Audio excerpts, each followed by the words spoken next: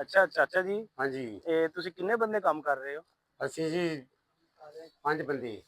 5 ਬੰਦੇ ਹੋ? 5-6 ਬੰਦੇ ਹੈਗੇ ਆ। 5-6 ਬੰਦੇ ਹੋ ਹਾਂਜੀ ਤੇ ਇਹ ਕਿੰਨੀ ਮਜ਼ਦੂਰੀ ਬਣ ਜਾਂਦੀ ਹੈ ਇੱਕ ਕਿੱਲੇ ਦੀ? ਮਜ਼ਦੂਰੀ ਦੀ ਮੈਂ ਸਾਡੇ ਕੋਲ 4 ਮਣ ਦਿੰਦੇ ਹੈਗੇ ਆ, 4 ਮਣ ਬਸ ਇੱਥੇ 4 ਮਣ ਤੱਕ? ਹਾਂ 4 ਮਣ ਤੱਕ।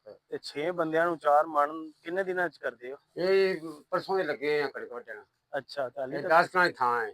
ਅੱਛਾ 10 ਕਨਾਲ ਥਾਂ ਬਸ ਅੱਜ ਵੱਢੀ ਜਾਏਗੀ। ਅੱਜ ਇਹ ਵੱਢੀ ਜਾਏਗੀ। ਹਾਂਜੀ ਤੇ 10 ਕਨਾਲੀ ਦੇ ਵਿੱਚ ਕਿੰਨੀ ਕੁ ਮਜ਼ਦੂਰੀ ਹੋਏ ਤਾਂ ਤੁਹਾਨੂੰ 500 ਆਏਗਾ?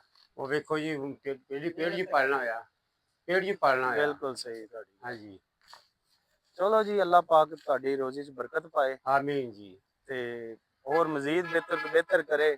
ਹਾਂਜੀ ਅਸੀਂ ਤਾਂ ਨਿਕਲੇ ਆ, ਮੇਰੇ ਵਾਲੇ ਸਾਹਿਬ ਨੇ ਕਿਹਾ ਕਿ ਜਿਹੜੇ ਬੰਦੇ ਕਣਕ ਸੀਜ਼ਨ ਜੀ ਚੱਲ ਰਿਹਾ ਹਾਂਜੀ ਹਾਂਜੀ ਹਾਂਜੀ ਉਹਨਾਂ ਨੂੰ ਜਾ ਕੇ ਨਾ ਪਾਣੀ ਠੰਡਾ ਪਿਆਓ, ਤੇ ਮੈਂ ਫਿਰ ਤੁਹਾਡੇ ਵਾਸਤੇ ਜੂਸ ਲੈ ਕੇ ਆਇਆ। ਸ਼ੁਕਰੀਆ ਜੀ ਸ਼ੁਕਰੀਆ। ਸ਼ੁਕਰੀਆ ਨਹੀਂ, ਬਸ ਇਹ ਰੱਬ ਦੀ ਰਜ਼ਾ ਹੈ। ਹਾਂ ਰੱਬ ਦੀ ਰਜ਼ਾ ਵਾਸਤੇ ਅਸੀਂ ਆਏ। ਹਾਂਜੀ ਹਾਂਜੀ ਤੇ ਸਾਡਾ ਵੀਡੀਓ ਬਣਾਉਣ ਦਾ ਮਕਸਦ ਇਹ ਹੈ ਜੀ ਜੀ ਕਿ ਹੋਰ ਵੀ ਕੋਈ ਭੈਣ ਭਰਾ ਸਾਡੇ ਤਰ੍ਹਾਂ ਵੀ ਕੰਮ ਸ਼ੁਰੂ ਕਰੇ, ਉਹਨਾਂ ਦੇ ਵੀ ਪਿੰਡਾਂ ਦੇ ਵਿੱਚ ਬੜਾ ਹਾਂਜੀ ਅੱਜ ਕੱਲ ਸੀਜ਼ਨ ਜੀ ਹੈ ਹਾਂਜੀ ਹਾਂਜੀ ਹਾਂਜੀ ਤੇ ਮਜ਼ਦੂਰਾਂ ਨੂੰ ਜਾ ਕੇ ਪਾਣੀ ਪਿਆਉਣ, ਤੇ ਸਾਡੀ ਵੀਡੀਓ ਬਣਾਉਣ ਦਾ ਮਕਸਦ ਪੂਰਾ ਹੋ ਜਾਏਗਾ। ਕੋਈ ਹਾਂ ਇੱਕ ਵੀ ਉੱਠ ਪਿਆ ਨਾ, ਹਾਂਜੀ ਕਿਸੇ ਇੱਕ ਨੇ ਵੀ ਜਾ ਕੇ ਹੁਣ ਵੇਖੋ ਤੁਸੀਂ ਪਾਣੀ ਪੀਤਾ, ਹਾਂਜੀ ਪੀਤਾ ਦਿਲ ਨੂੰ ਠੰਡਕ ਪਹੁੰਚੀ ਹੈ ਠੰਡਕ ਨਾ, ਪਹੁੰਚੀ ਬਸ ਹੈ। ਇਹ ਹੀ ਅਸੀਂ ਚਾਹੁੰਦੇ ਹਾਂ।